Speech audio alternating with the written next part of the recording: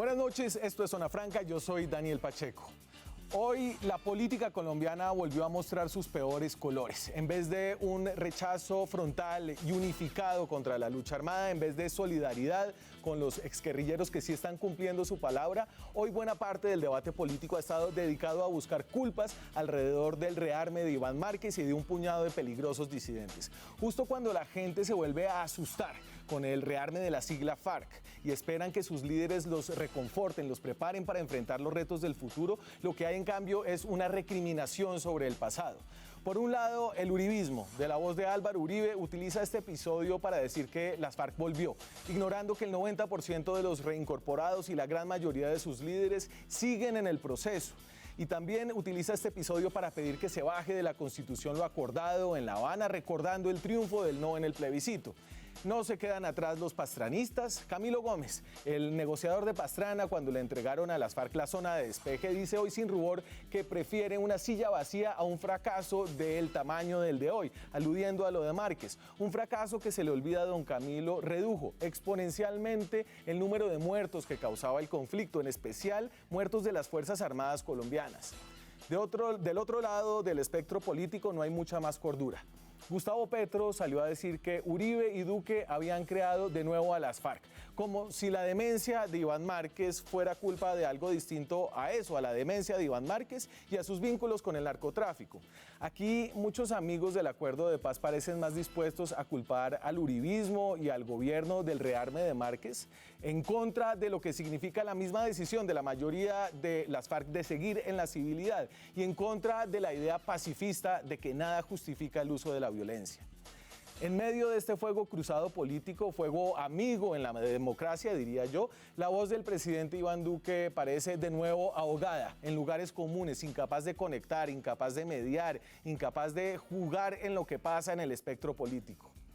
Y mientras aún es incierto qué tan peligroso pueda ser este grupo armado de Márquez, lo que sí podemos decir es que la excusa perfecta está armada, la excusa que esperaban varios grupos políticos para devolvernos a un debate sobre el pasado, en el que lo más importante no es este país, sino quién tiene la culpa.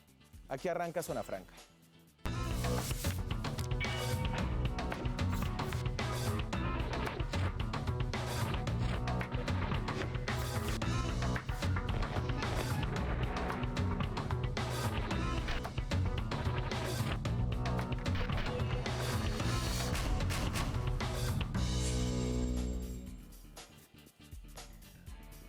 Y finalmente llegó el día que la mayoría de nosotros anticipábamos, cuando Iván Márquez pusiera sus cartas sobre la mesa y sus armas al cinto. Me acompañan para hablar de lo que significa esto esta noche Sergio Guarín. Sergio es un sesudo analista del conflicto colombiano, trabajó muchos años en la Fundación Ideas para la Paz y hoy es el director de Reconciliación Colombia. Sergio, es un gusto tenerlo aquí esta noche. Bueno, Daniel, gracias por la invitación. Un saludo especial a los panelistas y a quienes nos están viendo en este momento. Nuestros panelistas, un político, Eduardo Rodríguez, es representante a la Cámara del Partido Centro Democrático, es representante a la Cámara por Bogotá. Un ciudadano muy votado. Eduardo, ¿qué más? ¿Cómo está? Bien, Daniel, un placer poder estar con ustedes. Un saludo a los televidentes. Ciudadanos, y es Juan Manuel Galán, que es futuro candidato. Ese sí es político. Vamos a hacer, cada día trae su afán. Pero buenas noches, Daniel. Un saludo a Sergio, a Eduard. Muchas gracias. Y a todos los televidentes de Zona Franca, por supuesto. ¿Qué más, Juan Manuel? Ex senador, ex precandidato presidencial, sí. Liberal, ¿ya no liberal? No, liberal sigo siendo, no del partido liberal. Es que hay una gran diferencia entre ser Pero usted renunció al partido. Corriente del liberalismo y del partido liberal. ¿Y usted se salió del partido, Galán, sí. con los que se fueron? ¿Renunció? No, solito. No necesité irme en grupo, no. Usted no fue con Cristo, ni... No, solito. Solito. Yo no tengo jefes. Carlos Fernando ahora es su no, jefe. El jefe está en el cielo. El jefe está en el cielo hace 30 años. Un día, es decir, esto se esperaba, pero ¿usted cómo sintió la caída de esto, Sergio? Pues Daniel, yo creo que es una caída dura, yo creo que es un momento duro para el proceso de paz de Colombia. No tanto porque sea una sorpresa, porque como usted ha mencionado ya todos lo estábamos esperando, sino que creo que hay algunos elementos de los mensajes de Iván Márquez que son desalentadores y son tensos, son duros. Mantener el nombre FARC y con eso generar una inquietud a propósito de todos esos guerrilleros que sí se desmovilizaron y sí están haciendo camino a la legalidad. ¿Cómo hace la ciudadanía para diferenciar ahora quiénes son las FARC y las FARC es el partido o los que quedaron? Eso, por ejemplo, fue una irresponsabilidad. Sí. La sombra que cae sobre la JEP, ¿cómo hacemos nosotros para tener en este momento unos procesos judiciales bien armados con unos máximos responsables cuyas figuras, como en el caso de secuestro, que es el caso 001 de la JEP, ahora retomó las armas? Digamos, el máximo responsable visible en las FARC del tema de secuestro. Bueno, yo creo que hay varios asuntos que quizás analizaremos, como es el tema Venezuela, el argumento de los militares que demuestran que no es la declaración en sí misma, porque la declaración ya la estábamos esperando y estábamos esperando que ellos salieran de la JEP y que ellos fueran expulsados por el partido, pero las condiciones particulares, los mensajes particulares me parece que sí ameritan un poco más de análisis. Déjeme, y le quiero poner esto de Rodrigo Londoño, de Timochenko, que creo que debería ser un poco la primera réplica, el primer mensaje después de ese mensaje de Iván Márquez. Los firmantes de la alocución rompieron públicamente con nuestro partido, protocolizaron su renuncia y asumieron las consecuencias de sus actos. Con sinceridad, sí, sentimos vergüenza. Yo le pido disculpas al pueblo colombiano, a la comunidad internacional, a los países como Cuba y Noruega que se han fajado tanto en apoyarnos en este proceso, pero también a la vez el mensaje de optimismo de que aquí estamos la gran mayoría, y modestia aparte estamos los mejores que hemos enfrentado este proceso. Edward, y yo creo que en esta noche usted va a estar en desacuerdo, sobre todo con Sergio y con Galán en muchas cosas, pero estamos de acuerdo en que hay que respaldar a esta gente que ha tomado la decisión firme de quedarse. Yo creo que hay que vivir el debate en varios frentes. El primero es sobre qué pasa con la institucionalidad, o sea, qué pasa con el proceso. Y en eso nosotros tenemos que cerrar filas alrededor de que hay unas personas que quieren entrar a la legalidad, que con acuerdo o con desacuerdo con nosotros, los del Centro Democrático, hoy le están cumpliendo al país, y pues fruto de eso es que están en el Congreso de la República, y a esta gente hay que protegerla, y ese ha sido el llamado del gobierno nacional. El otro frente, que ya es un frente netamente político, son las reflexiones sobre el por qué. Nosotros veníamos advirtiendo desde el principio que la impunidad era la generadora de nuevas violencias, y creo que este señor Iván Márquez y todo su grupo secuaz, que no son guerrilla, y eso hay que aclararle muy bien a la opinión pública, esto no es una nueva guerrilla, esto es unos delincuentes que simplemente le dieron la espalda al proceso, que siguieron delinquiendo y que prefieren la ilegalidad sobre la legalidad, y por eso hay que atacarlos con toda contundencia. Pues se tomaron en serio ese papel en decir que hay que de pronto renegociar, que no nos están cumpliendo con un discurso falaz, que en todo caso lo único que busca es privilegiarlos y protegerse de que ellos habían cometido unos delitos como era el delito de narcotráfico, y por eso creo que hoy desde Venezuela están mandando un mensaje, y pues estamos aquí atentos a confrontarlos, y esto nos tiene que unir. Galán, entonces creo que ahí ya nos vamos a lo que estamos en desacuerdo, y es las causas de esto que ha sido un poco el debate político que se ha dado hoy. ¿Quién tiene la culpa de que Márquez se hubiera ido y se hubiera devuelto a las armas? Y ahí han estado un poco las dos posiciones más polarizantes en pugna en el debate de hoy. Bueno, por ahí dicen que después de la guerra todo el mundo es general, ¿no? Después del partido del fútbol todo el mundo es director técnico. Después de un proceso de paz tan difícil como el que tuvo que realizar Colombia, una negociación muy demorada de más de 6 años, me parece que fue exagerado el tiempo que se le dio a la negociación y muy escaso el tiempo que se le ha dado a la implementación.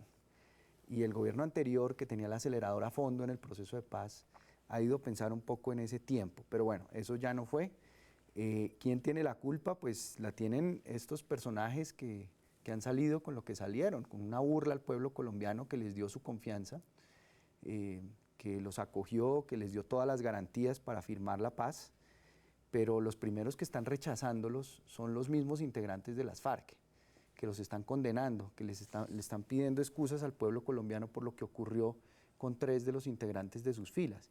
Y coincido con Edward en relación a que pues esto no es una nueva guerrilla que surge ahora de la nada, sino que pues se trata de una banda criminal que decide aliarse con el ELN, controlar parte del negocio del narcotráfico y de la minería ilegal en Venezuela, que es hoy en día la principal fuente de financiación que está teniendo el ELN para acrecentar su dominio, su presencia territorial, su capacidad de intimidación a la población gracias a la minería ilegal. Que pues supongo que será un tema también que profundizaremos sobre lo que está pasando en Venezuela. Pero diría yo que esos son los culpables. Y entonces usted me manda al tema y tal vez ahora retomamos el debate político que se ha dado a lo que la mayoría de la gente quiere saber, y es frente a la impresión que causaron estas imágenes, ¿qué debe esperarse de este grupo? Márquez dice algunas cosas, yo las voy a poner, pero le voy a preguntar qué tanto de eso es carreta, qué tanto de eso puede ser verdad, acerca de la nueva forma de operar que planteó en este video larguísimo de media hora, del que la mayoría de nosotros hemos escuchado realmente pedazos aislados.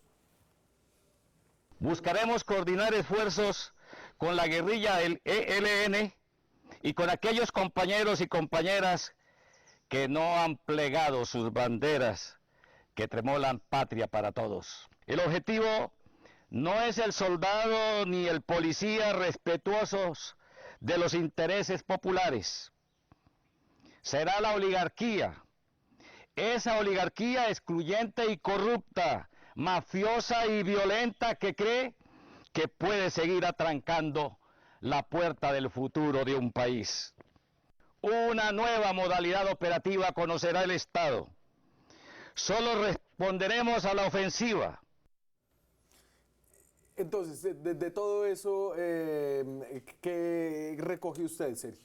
Mire, hay un par de elementos, Daniel, importantes para analizar. El primero es que las FARC, esta versión beta que estamos viendo en este momento, este grupo criminal que estamos viendo. ¿Cómo hay que decirle? Esa hace parte de la gran confusión. O sea, yo estoy Pero no son guerrilla. Yo estoy de acuerdo con Edward y con Juan Manuel en que son un grupo armado, ¿pero el regular, ELN sí es una guerrilla? Digamos, yo creo que esa es una discusión que, si quiere, volvemos a esa después, pero vamos al punto como central de análisis, y es: este grupo se identifica a través de ese discurso con las tesis más puras del bolivarianismo chavista, y ese es un detalle que no debe pasar desapercibido. Una cosa que dice él es: vamos a cambiar nuestra forma de actuar, y nuestra forma de actuar es que ya no vamos a enfrentar a los policías y a los militares rasos, vamos contra la oligarquía y vamos de cierta forma a erosionar la unidad de la tropa colombiana. Que ahí hay un mensaje que es un mensaje entre líneas muy interesante, porque fue el mensaje con el cual arrancó Hugo Chávez su revolución al interior de las Fuerzas Armadas de Venezuela en los 90s. La hipótesis allí es: el pueblo, incluyendo policías y soldados, son gente como nosotros, pero tienen unas élites que son corruptas, y mire que ahí se pega al debate de corrupción del ejército colombiano, y lo que nosotros vamos a hacer es contra la oligarquía corrupta. Cuando uno lo entiende, digamos, en un contexto amplio, general, digamos, sin mucho conocimiento, a eso le suena más de lo mismo, pero en realidad ahí hay un tema muy importante que muestra la afinidad no solo ideológica, sino estratégica, que las FARC está tomando con digamos, como las tácticas clásicas del bolivarianismo chavista.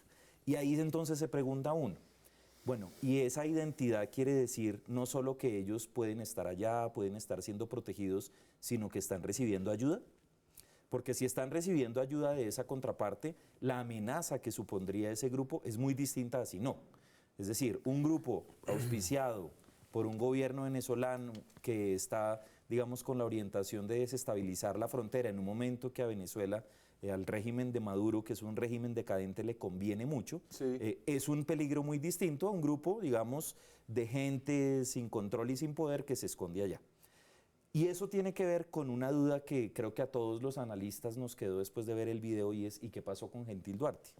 ¿Qué pasa con Gentil Duarte y con alias Mordisco? Gentil Duarte tenía el llamado Bloque Sur, que era una...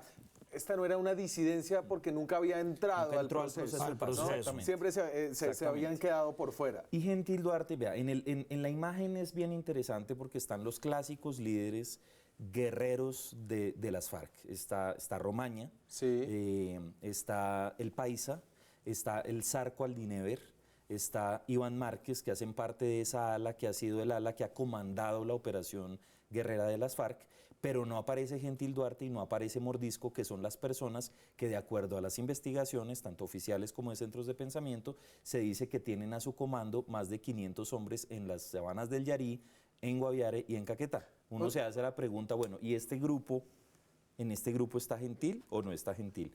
Si está Gentil, la capacidad de erosión de las afectaciones digamos, a la seguridad pública, sobre todo en el oriente y suroriente del país, es alta. Si no, vamos a ver una guerrilla mucho más concentrada, un grupo armado mucho más concentrado en la desestabilización de zona de frontera. ¿Y usted, Edward, cree que uno puede asumir fácilmente que estos se van a aliar con las FARC, se van a aliar con Gentil Duarte? No, o que... ahí hay una interpretación, pues que lo escuchaba hoy de alguien que muy seguramente los conoce, y es que precisamente fue Iván Márquez donde Gentil Duarte y le dijo, bueno, yo quiero trabajar con usted. Y le dijo, sí, muy bien trabajamos, pero usted trabajó bajo mi mando. Entonces el tipo le dijo, no, déjeme. Y luego se fue para donde es que la este es un guerrilla escenario del distinto, EPL. ¿no? Sí, pero, o sea, me pareció interesante el análisis porque creo que de hecho pasó porque la persona que me comentó esto es bastante informada sobre el tema. Después se fue para... Porque es que Iván Márquez lleva desaparecido un buen rato, Claro. ¿no? Después se fue para donde el ELN y le dice, oiga, mire, trabajemos. Le dice, sí, pero usted aquí no viene a ser el jefe, usted viene a ser parte de una guerrilla. Y por eso yo creo que él trata de recomponer a través de un discurso chavista, porque es que hay que recordar que por inteligencia sabíamos que estaban en el foro, con los del Foro de Sao Paulo en Caracas, que viajaron a Cuba, que se movía como Pedro por su casa sobre la frontera y sale con esto para tratar de recuperar. La inteligencia militar siempre es una fuente muy poco confiable.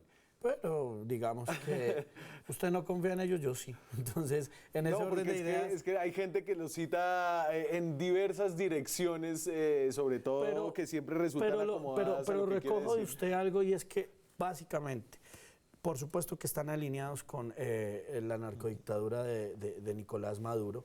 Por supuesto que tienen un sistema, entre comillas, ideológico, pero más es de protección hacia ellos mismos, porque aquí en Colombia ya nadie les come cuento. Es más, yo creo que ese cuentico, que además es un discurso de media hora, donde vamos contra los yanquis, vamos, o sea, eso ya pasó de moda, nadie le cree, y creo que lo que aquí viene es mirar cómo ellos tratan de hacer un show mediático alrededor de todo lo que están pasando. Y Juan Manuel, yo creo que lo que la gente hoy esperaba era un poco que sus líderes políticos los reconfortaran, les dijeran, este es el nivel de la amenaza, este es el miedo real que deben o no deben tener, y eso no lo recibieron. ¿Usted qué le diría a la gente que está en su casa asustada por estas imágenes? Bueno, yo puse algún trino esta mañana como reflexión de que si realmente más de 45 millones de colombianos hemos estado esperanzados en la paz, de una forma u otra, con variaciones, pero todos aspiramos a vivir en tranquilidad y en paz, especialmente los campesinos en las zonas de conflicto, rurales, donde no ha existido Estado nunca.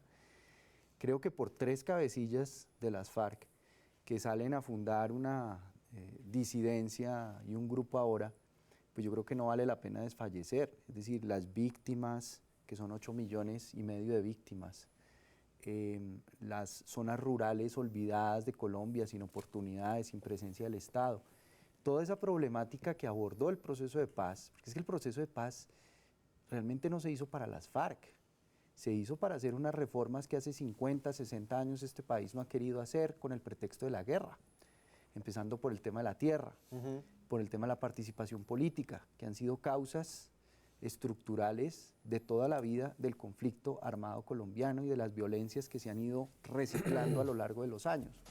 Entonces yo creo que hay motivos de esperanza y hay motivos para persistir y perseverar en el proceso de paz, Hay una comunidad internacional también que respalda ese proceso de paz, que además debe intervenir en este caso para denunciar a estas personas. A mí me parece que el canciller colombiano debería hacer una presentación en el Consejo de Seguridad de Naciones Unidas y hacer valer todas las resoluciones que ese Consejo aprobó, especialmente después de los ataques del 11 de septiembre del 2001, donde Estado que le brinde santuario, albergue, respaldo a un grupo terrorista como este, pues debe someterse a las consecuencias y a las sanciones que la comunidad internacional y las Naciones Unidas puedan aplicar. Yo creo que está en mora el gobierno colombiano de exponer lo que está pasando más allá de la frontera de Colombia hacia Venezuela. Perfecto. Me voy a la pausa. Cuando regresemos le damos una mirada a qué tan grande es esta disidencia en comparación con los que se quedaron y un poco al debate político que se ha dado hoy desde el uribismo, desde el petrismo, alrededor de esta decisión de rearme de Iván Márquez. Ya volvemos. Seguimos en Zona Franca, esta noche estamos en directo, son las 9:25 de la noche. Recuerden, el próximo lunes, el 2 de septiembre, llega Red Más Conexión. Por la mañana, noticias con nuestra mesa de trabajo de Red Más Noticias, de 6 a 8 de la mañana, de aquí en adelante, todos los días, todas las mañanas. Hablamos de el rearme de Iván Márquez. Yo tengo aquí, y esto, bueno, tiene un poquito de ojo, pero es como para darle proporción a lo que se fue, lo que sabemos que se fue, y lo que eso implica en la estructura de las FARC. Lo que implica en al menos 3 niveles, en el nivel del secretariado, en el nivel de los mandos medios y en el nivel del resto del Estado Mayor. Entonces, se fue 1 de 9 del secretariado, ¿no? Eso es el 11%, se fueron 5 de 32 del Estado Mayor Central. Entonces ahí está Romaña, El Paisa, Santrich, Walter Mendoza y Aldinever, con una presencia fuerte del bloque oriental, ¿no? Que es lo que operaba en los llanos orientales, en el Guaviare. Y del resto, lo que sabemos, o lo que se cree, este es el cálculo que hace Kyle Johnson, es que hay más o menos 1.100 de los acreditados, de los 13.000 acreditados. Eso le daría a uno un 8% más o menos que se fueron, que no están en el proceso. Esta es una cifra incluso más pesimista que la que presenta Emilio Archila en su mirada de los 92%. En ese sentido, creo que uno puede decir, aquí los que se quedaron son la mayoría.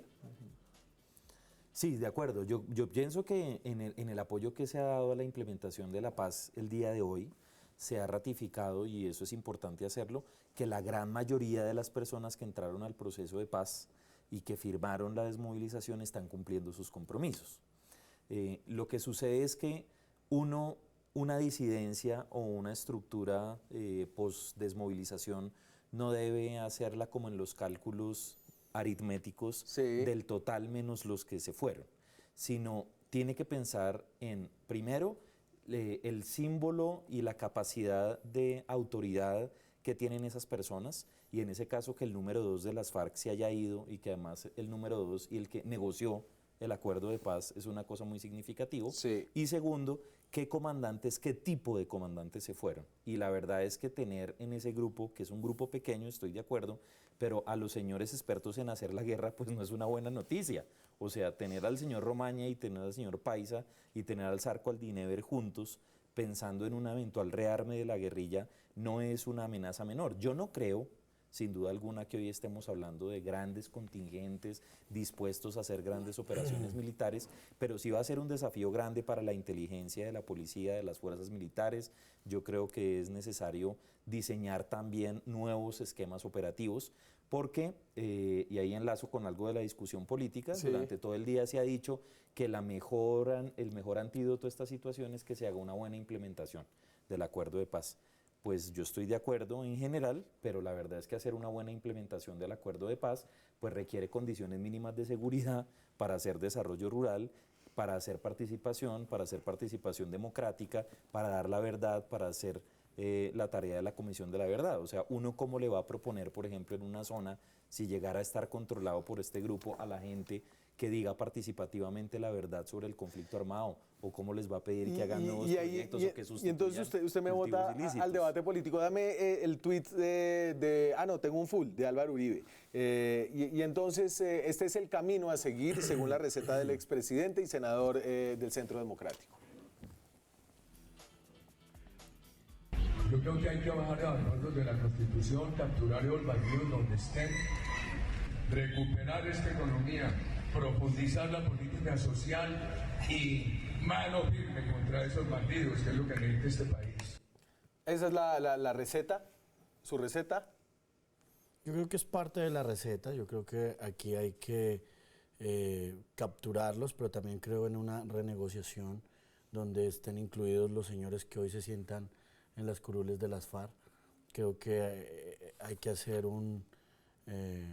por lo menos una reflexión sobre si es generadora de nuevas violencias que algunas personas con delitos de lesa humanidad sin haber comparecido ante la JEP estén hoy en el Congreso, o les dan un tiempo y ponen a otras personas que no tengan delitos de lesa humanidad, pero que sean representativos. O sea, ¿usted cree que la mejor opción hay que empezar a abrir el debate? es quitarle las curules a los jefes de las FARC? Estoy diciendo. Lo que hemos siempre planteado son dos cosas. Primero, hay que recobrar lo que siempre hemos dicho, y es la diferenciación entre la guerrilla y la fuerza pública. La fuerza pública nunca se hizo para delinquir, por lo tanto hay que abrir ese debate que en un momento se alcanzó a dar sobre la sala especial para los militares. Eso creo que es sano el debate, ojalá las FARC y ojalá podamos entrar. Dos, y lo digo por una cosa, porque es que hay que unir y hay que pasar la página, pero uniendo al país. Y el segundo tema es si se mantienen esas curules, pero con personas que no han cometido crímenes de lesa humanidad. O sea, estábamos hablando de qué hacer para atacar. No, estoy diciendo de lo que el presidente Uribe manifiesta en su reflexión del día de hoy. Y tres, yo creo que aquí lo importante, y eso pues hace parte de lo que nosotros creemos, es echar para adelante. Aquí lo importante, o sea, aquí se ha vuelto una agenda nacional, las FARC, el proceso, y yo creo que aquí hay un tema de emprendimiento, hay un tema de legalidad, que tenemos que profundizar entre todas las fuerzas políticas, de lucha contra la corrupción, de llegar con algo que nosotros hemos hecho y que el gobierno del presidente Duque ha venido siendo exitoso, con presencia institucional a esas regiones apartadas, y también cómo le cumplimos a esos miembros de las FARC que quieren y se mantienen y en buena hora están queriendo mantenerse en ese proceso. Galán, quiere que le muestre la Gallup, salió hoy la Gallup, y esta Gallup tiene un dato muy interesante y no es del presidente Duque, es de hecho del presidente Uribe. Pensé que me iba a mostrar la alcaldía de Bogotá, Daniel. Mire esta Gallup, Galán. Esta es la imagen del presidente Uribe desde su primer mandato, es decir, desde el año 2002. Tenemos casi 20 años de encuestas sobre Uribe, y en la de agosto del año 2019 marca su peor imagen desfavorable, digamos la imagen desfavorable más alta y la imagen favorable más baja en más o menos 18 años. No sé si eso le sirve a usted para decir algo acerca de lo que decía Edward. Pues para mí eso refleja un poco el hastío o el cansancio que tiene la gente con la polarización y con los discursos polarizantes, y que sigamos enfrascados en estas disputas agrias políticas en relación al proceso de paz y en relación a otros temas de interés para el país. Yo lo que creo es que, pues recogiendo lo que dice Edward, hay que mirar hacia adelante y hay que buscar cumplirle a los que han cumplido con el proceso de paz, pero además pensar en la gente más vulnerable, en la gente que este tipo de anuncios de estas disidencias le va a causar muerte, le va a causar violencia, nuevas víctimas. Y yo creo que el Estado debe concentrar sus esfuerzos para prevenir que eso vaya a ocurrir y proteger a la población civil, proteger a los líderes sociales que siguen asesinando.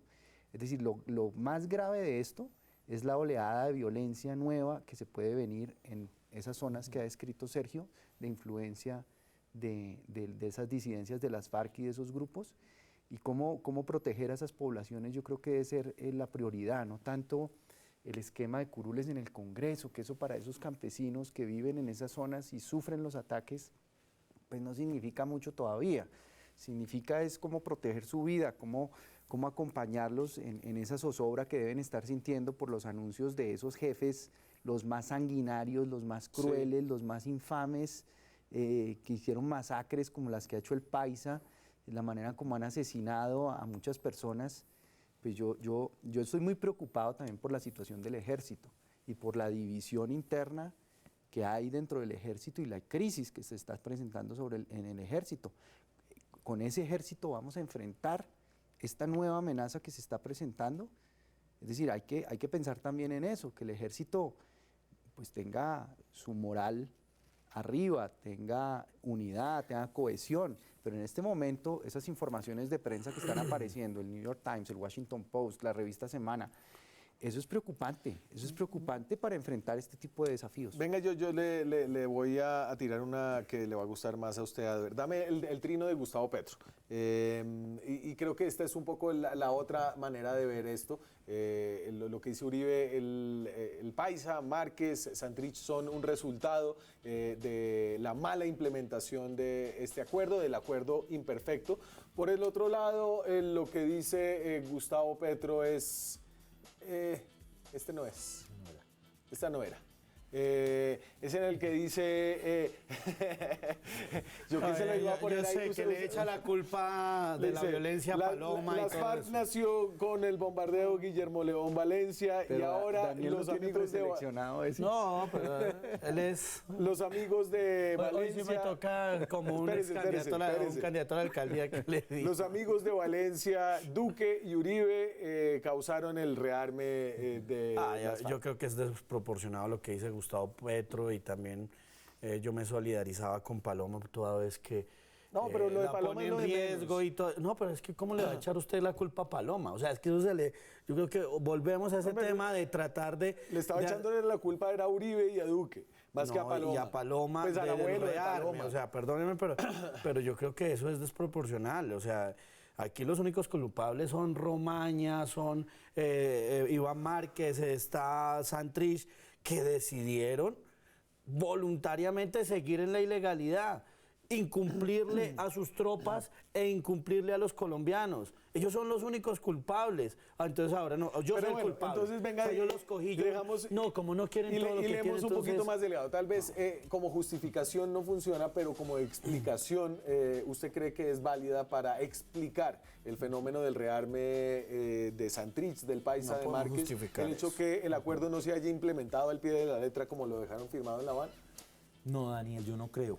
Yo no creo porque cuando uno se dedica a los estudios de la paz, uno entiende muy rápidamente que los acuerdos de paz son una cosa dinámica, difícil de implementar y además los acuerdos de paz los hacen las sociedades imperfectas. O sea, un acuerdo de paz nunca lo hace un Estado que funciona al Pero 100%. ¿cómo así? Si Humberto de la Entonces, Calle nos dijo que este era el mejor acuerdo posible. bueno, esa es una de las frases. Posible en la imperfección Sí. No, de pero- Colombia y de nuestra sociedad. Llevamos en los últimos meses, y yo creo que este llamado general, que yo lo asumo así, que está haciendo Juan Manuel, a manera general, digamos, como de no caer en la simplificación de las cosas, sino caer en las etiquetas sencillas, es un llamado crucial. O sea, los procesos de paz son una cosa muy dinámica, cambian mucho. O sea, cuando uno mira la historia de los acuerdos de paz en el mundo y compara lo que efectivamente se ha hecho con lo que se firmó, uno se da cuenta que siempre hay distancias. Y siempre hay distancias porque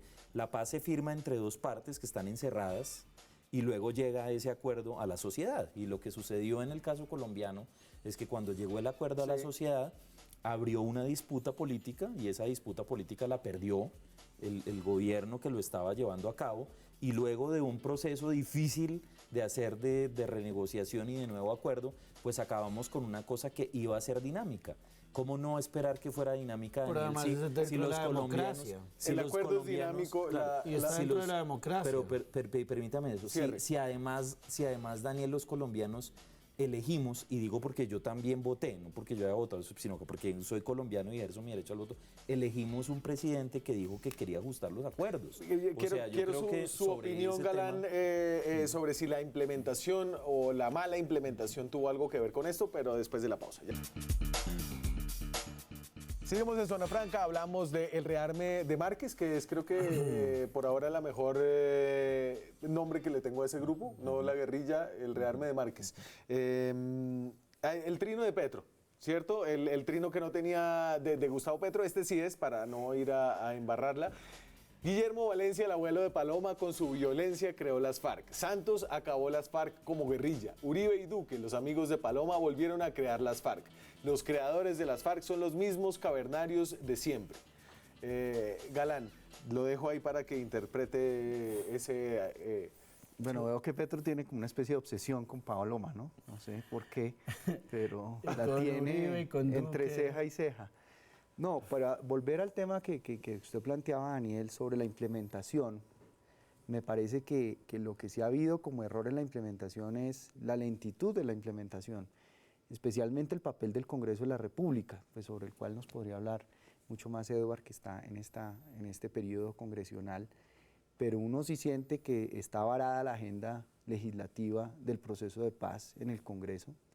Avanzó con mucha dificultad al final del gobierno Santos. ¿Usted se acuerda cómo eran los esfuerzos para alcanzar los votos para una proposición? No, pues le hicieron trampa a la Constitución, le hicieron el fast track, lo hicieron Entonces, de todo. proyectos tan importantes en el proceso de paz como, por ejemplo, el catastro multipropósito, que es una cosa básica, de Pues trazar está el mapa de la ejecutando ya. propiedad rural en Colombia. Que eso es lo Ya único que está ha haciendo, avanzado. Estuvo varado mucho tiempo en el Congreso y hasta ahora está Pero no, avanzando. independientemente Lo sacaron de ley, en el Plan lo estamos Nacional de sacando en el Plan Desarrollo. Nacional de El Desarrollo, tema de la avanzando reforma muy bien. política. Y eso no es por Para las que FARC. haya realmente garantías de participación política en las zonas de conflicto, en las zonas alejadas donde se celebran las Sí. elecciones, en las condiciones que sabemos que se celebran, con fraudes, con manipulación, con constreñimiento a los electores, con compraventa de votos. Todas esas reformas que de verdad apuntan... Pero ahí hicimos una reforma, la 1864, que es la de delitos electorales, y creo que Sí, eso no pero- fue consecuencia tampoco de las FARC, es lucha frontal contra la corrupción. Por eso digo, esas reformas no tienen que ver con las FARC, tienen que ver con un país que está premoderno en su sistema político, feudal en su sistema político, es decir, todavía con caciques y gamonales. Es que a raíz del aniversario de mi papá yo estaba impresionadísimo porque ponía uno de esos discursos y era como si lo estuviera diciendo hoy.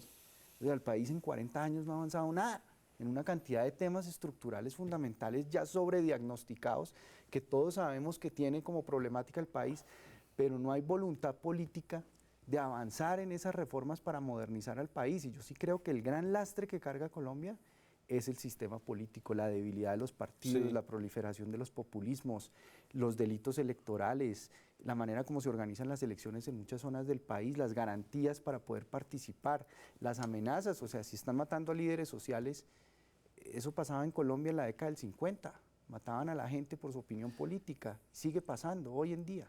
Y entonces el hecho de que no se haya implementado ese acuerdo, es decir, ¿hay algún tipo de reflexión? Santos salió y reapareció el expresidente No, pero- Santos pero, a pedir un mire, acuerdo para la implementación del acuerdo. Mire, yo creo que uno tiene que ser consciente uno tiene que ser siempre autorreflexivo, pero yo no puedo desconocer el trabajo que ha hecho Emilio Archila, que es un tipo que es brillante, que ha venido trabajando, que la propia FARC lo reconoce y los resultados hablan por sí solos. Entonces yo no, ¿Cuáles? no puedo, Porque todo lo que se ha venido haciendo en la implementación. 25 proyectos productivos. Pero no solamente eso, sino que también se ha mirado, o sea, los resultados hablan por sí solos y yo digo, no es perfecto, pero se ha avanzado sustancialmente, se ha avanzado. Y eso muestra también el compromiso del presidente Duque, que es un compromiso sincero de no solamente cumplirle Sí. a las FARC o a los desmovilizados, sino cumplirle también a los colombianos en diferentes áreas del país. Y eso simplemente nos tiene que llevar a un solo eje, y es que Colombia tiene que ir hacia adelante por encima de la polarización, y esa es la invitación que hemos Usted está a veces uribista, a veces duquista. Eso está muy bien, se está debatiendo. Es lo mismo. Ah, es lo mismo. Sí. No le voy a dar la palabra a usted porque voy a hablar de la iniciativa que está haciendo Reconciliación Colombia con la Alcaldía de Bogotá. Mañana es el Día Internacional de las Víctimas de Desaparición Forzada. Se cree que en el conflicto colombiano hay 82.000, si no me equivoco, víctimas de desaparición forzada. Esto es mucho más que en cualquier otro lugar del continente. Es más que sumados todas las dictaduras latinoamericanas y su historia de desaparecidos. Y Es esto aterradora. para recordar que las víctimas eran supuestamente el centro de este proceso. Hoy estuvimos en el Museo Nacional, donde Reconciliación Colombia y la Alcaldía de Bogotá llevan a cabo esta iniciativa.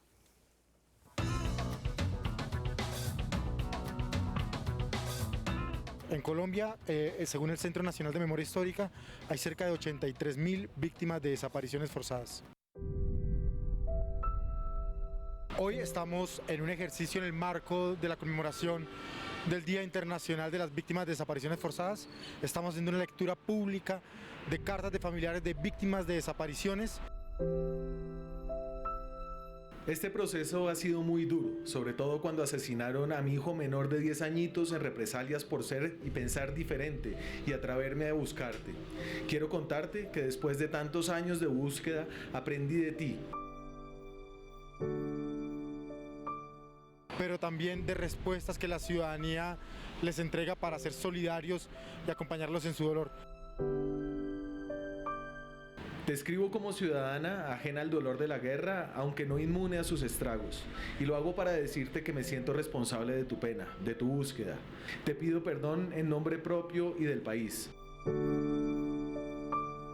¿Tú crees que a los políticos que están debatiendo ahora mismo sobre este tema de Iván Márquez les importa el tema de las víctimas? Pues yo diría que no, porque si les importara, habrían, digamos, apoyado desde el principio los acuerdos.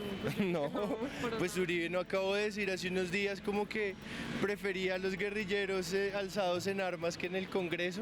No, porque pienso que cada quien está pensando en el beneficio personal de cada una de las partes. Aquí nunca ha habido interés por las víctimas. Yo precisamente soy una víctima desplazado de la violencia por los grupos guerrilleros. ¿La apuesta por el proceso valía la pena o no valía la pena y se entregó demasiado?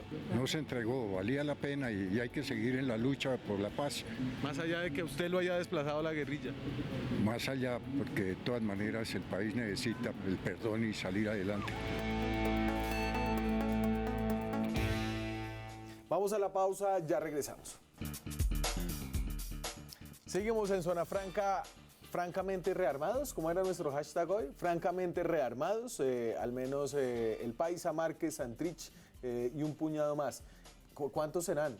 Ni idea, nadie tiene ni idea de nada en este punto.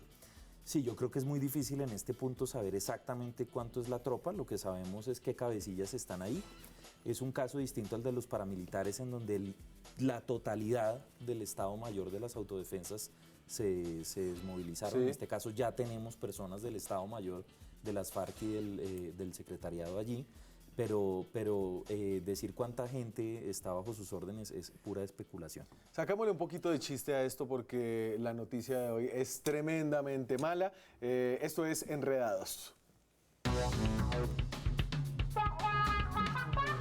Nos enredamos con los memes de la noticia del día. Sí, los memes. En Colombia parece que somos expertos en reírnos de nuestras propias desgracias. Dijiste que dejarías las armas. Sí, pero escondidas. Con Farkmaton. Sin Farkmaton. Buscar en Google cómo irme de Colombia con 10.000 pesos. Pidiendo incapacidad para no ir a trabajar. El viernes en la farra con mis compas. Como dice el dicho, no sé si reír o llorar. Nos vemos mañana con más Enredados. Cerremos con un comentario acerca de quién no hemos hablado. ¿De quién no hemos hablado hoy? ¿De quién? ¿De las víctimas. No, ya hablamos de las víctimas.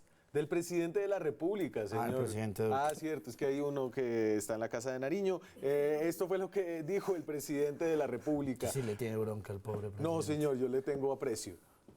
Ahí viene.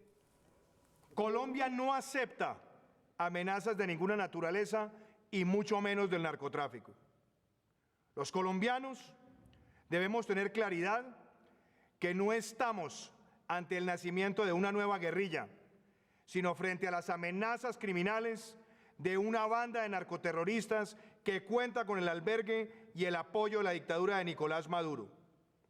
No caigamos en la trampa de quienes hoy pretenden escudarse detrás de falsos ropajes ideológicos para sostener sus andamiajes delictivos. Galán, yo siento que el presidente tiene una dificultad para insertarse en la discusión pública, para tener una voz que mueva el debate. ¿Pero en qué sentido? ¿Por qué? Pues porque nada de lo que dijo hizo parte de la discusión hoy. Tal vez, ¿cuál fue el titular del discurso del presidente? No sé, pero a mí el tema de Maduro y el tema de Venezuela... Ofrecemos una recompensa de 3.000 millones. Y la alianza que anunció el propio Márquez con el ELN, eso es un indicador. Además, tengo un informe recién publicado que se lo entregaron a Francisco Santos, de un think tank en Estados Unidos, Sí. que habla de cómo la nueva fuente principal de financiación del ELN, por ejemplo, es la minería ilegal. En el arco del Orinoco. Exacto. Y cómo realmente tiene que haber una presión sobre el mercado internacional del oro y cómo Venezuela está vendiendo su oro, que ya hay informes de la CNN del oro por allá en África, de los venezolanos, el oro colocado en una serie de sitios para financiarse. Entonces, me parece que ese tema, en ese sentido, la declaración que dio el presidente... A mí me parece que pues, tal vez veremos a Galán en el gabinete o algo así. Pero no le ponga política. Yo creo que aquí yo mire, soy es claro el liderazgo del presidente. Yo no tengo problema en reconocerle a Duque cosas que se le puedan reconocer, en donde pues ha querido acertar. Obviamente Sí. en otras se ha equivocado. Y lo he criticado mucho en el tema de política de drogas y de perseguir la dosis mínima en la calle con la policía de nuevo, Sí, y señor. en volver a las fumigaciones. Todo eso se lo he cuestionado y se lo he criticado. Pero en este tema, me parece que la mención que hace del tema de Venezuela, de la alianza con el ELN, de lo que está pasando, sí prende unas alertas y unas alarmas que no está tan desconectado de la Y es un realidad. discurso coherente, es un discurso de liderazgo, es un discurso sobre qué se debe hacer, cómo se debe combatir y un discurso a la nación. Primero, diciéndole que aquí no hay una nueva guerrilla. Sí, señor. Creo que eso tiene que quedar claro. Segundo, permitiendo y diciendo cuáles son las famosas alianzas que se van a dar y cómo las vamos a combatir. Tercero, cuáles son sus aliados y por supuesto hay que hablar de Venezuela. Y cuarto, contundentemente que no vamos a permitir que acá se rearmen y que sigan en la impunidad y que no solamente daremos por cada uno de ellos 3.000 millones de pesos, sino que el objetivo de la fuerza pública es capturarlos y llevarlos ante la autoridad. Eso creo que es claro para Colombia. Le creí más a usted. Cierre usted, señor, el programa. No, Daniel, déjeme a mí cerrar haciendo el comentario sobre los desaparecidos, porque es que este debate político tan duro y esta mala noticia nos hizo olvidar como sociedad, y afortunadamente ustedes hicieron esa bella nota, que mañana es el Día Internacional de las Víctimas de Desaparición Forzada, y que ese delito atroz es un delito que los colombianos no entendemos en su magnitud, y que si bien la responsabilidad judicial de encontrar y esclarecer cada uno de los casos es de la justicia, todos los colombianos y las colombianas sí nos podemos poner un desafío, que es decirle a los familiares de los desaparecidos, mire, su búsqueda me importa, su búsqueda me duele, su pérdida me duele. Es posible que usted haya sido victimizado por el Estado, por la guerrilla, por los narcos, por los paras, que haya sido ayer, que haya sido hace 20 años, que haya sido hace 30 años, pero todos como colombianos, como colombianas podemos mirar a los ojos de esa gente y decirles, esto que le pasó a usted no le puede haber pasado. Y visibilizar sus historias. Yo creo que visibilizar sus historias Pero es muy necesario importante. justicia y verdad. Están en una vigilia toda la noche en el Parque Nacional. Se pueden acercar ustedes hasta las 12 del día de mañana para acompañar a esas familias. 83.000 desaparecidos en el conflicto colombiano. Muchas gracias, señores, por haber estado aquí esta noche. Un placer. Gracias Chévere. a ustedes. Nos vemos mañana con más Gracias. periodismo, con más debate, con más opinión. Chao. Muy bien.